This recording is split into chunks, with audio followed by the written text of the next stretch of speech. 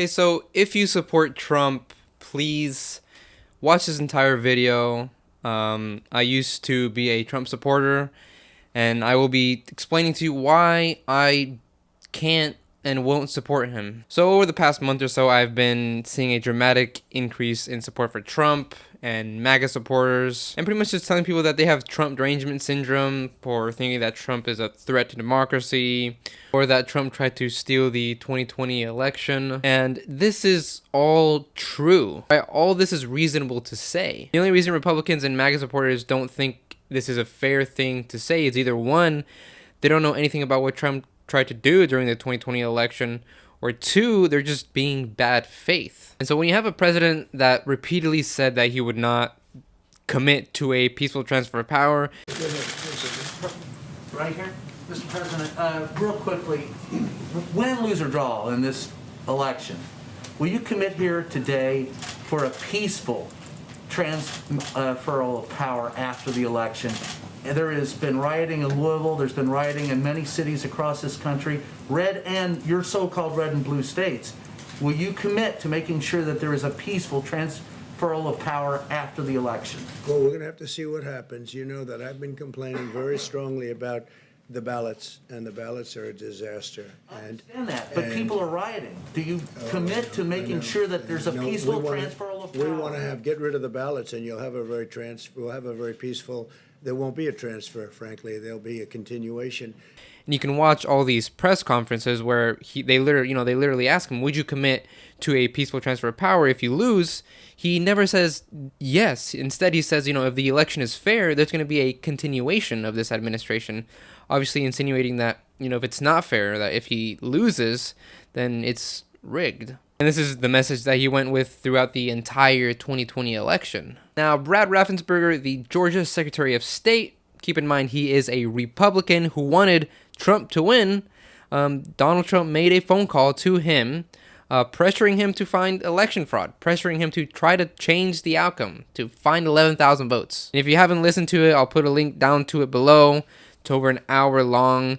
And just to make this very clear, for the President of the United States to call an election official and pressure him is completely inappropriate. And in the call, Trump even references that Brad could be criminally liable for what's going on. He tells him that what's going on in your state it's criminal. So imagine having the President of the United States call you and tell you what you're doing in your state could land you in trouble.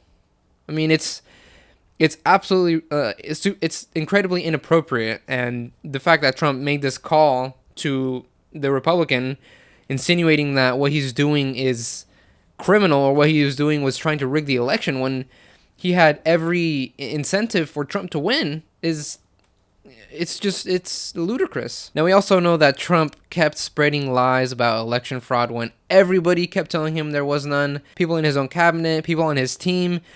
Trump campaign senior advisor Jason Miller told him there was none. Attorney General Barr, Deputy Attorney General Jeffrey Rosen, like I said, Georgia Secretary of State Brad Raffensperger, Jason Miller, who was the Trump campaign senior advisor. All of these people told him there was no fraud, and he still kept spreading these lies. By the way, these are just a few names. There are many more people. And then you have the FBI, the DOJ, Homeland Security, a bunch of Georgia Republicans, even Fox News. You remember that Dominion voter lawsuit? Yeah, they settled that for close to $800 million.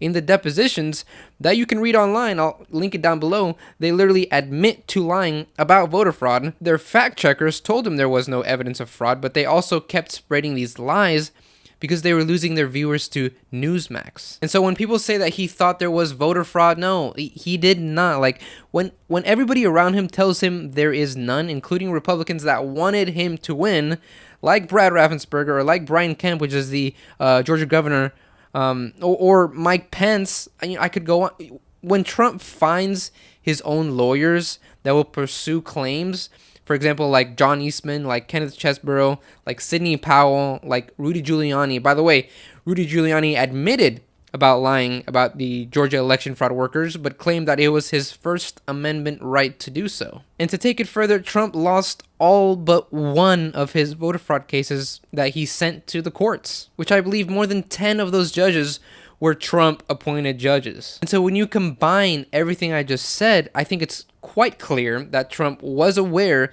that there was no evidence of fraud. So another huge reason why I can't support Trump is because he told Mike Pence to reject certified electoral votes. When Trump knew he didn't have that power, he knew and still asked Pence to do this. Pence would have had to break the Electoral Count Act, and Trump and his team acknowledged this, but they claimed that it was unconstitutional. However, Trump's own lawyer, John Eastman, admitted that if this ever went to the Supreme Court, they would lose 9-0. And keep in mind, they don't deny any of this. They don't deny any of these claims. When Greg Jacob testified to this during the January 6th hearing committee and said, yes, John Eastman acknowledged that this would lose 9-0 in the Supreme Court, John Eastman never denied that. He never came. This is all publicly available. By the way, Greg Jacob being Mike Pence's lawyer, when John Eastman had a meeting with Greg Jacob, he asked Mike Pence to reject these votes. And John Eastman acknowledged that if this ever went to the Supreme Court, he knew that this would lose 9-0. In other words, he knew that this theory that they had concocted was bullshit. And instead of Trump, saying what he did was totally legal, everything he did was fine, instead he went to the Supreme Court and asked for criminal immunity. Does that scream that he did nothing wrong? Does that scream that he was totally innocent? And if you haven't read the John Eastman memorandum, just look it up. You can read exactly how they're going to have Mike Pence literally reject electoral votes. And in one instance, he lays out how they would just declare Trump president. I'm not making this up. I'm not bullshitting you. Look it up for yourself, and you'll see exactly what they wanted to do. Not only that, but Trump and his legal team created 7 fake slates of electors. Yep, fake. They weren't confirmed by the states. They weren't certified by the legislatures. And some of these people are being charged with felonies for committing perjury, right? So Trump's personal legal team created these fake slates of electors so that Pence could have the option to count those instead of Biden's. Like I said, I'm not bullshitting you. I'm not making this up. You can easily look this up for yourself. Just look up Trump fake slates of electors and you'll find it. And lastly, Trump pressured DOJ officials to send out false letters to those 7 states, by the way. Now, once the DOJ officials, like the acting attorney general and the deputy attorney general, once they told him that there wasn't any evidence of election fraud, he found some random person inside of the DOJ, his name is Jeffrey Clark, that would do exactly what he wanted, and Trump even had private conversations with him, which, by the way, is a violation of DOJ policy. And he even threatened to fire the DOJ Attorney General and Deputy Attorney General if they didn't send out these fake letters. And by the way, this guy, Jeffrey Clark, was the head of the environmental department. Now, Jeff Clark told Trump that he was willing to do more than these other guys and he was willing to send out these fake letters to these states saying that they had found voter fraud when they didn't. Jeff Clark even emailed the attorney and the deputy attorney general asking them to sign these letters, which they replied, no, we will not. We wouldn't even sign anything remotely close to this. And the only reason why Trump didn't fire them was because hundreds of people in the DOJ threatened to quit if Jeffrey Clark was appointed acting attorney general. Now, to make this clear, Trump only wanted him because he agreed to play his stupid games. And I'm not even going to go into January 6th. That could be a whole nother discussion. But when you take everything that I just said and you combine it all, I do not see how you could support someone that tried to do the most undemocratic, unconstitutional thing that a president has ever tried to do. And like I said, none of this is contested. None of this is denied. Trump's response to this was to go before the Supreme Court and ask for total criminal immunity. So this is a big reason why I just cannot support Trump. And one of the reasons why I have distanced myself from the Republicans, because it seems like every Republican is supporting Trump. And I just don't see how we can support somebody that tried and that did everything that I've laid before you. So if you agree with me, if you disagree with me, let me know your comments down below, and we'll see you in the next one.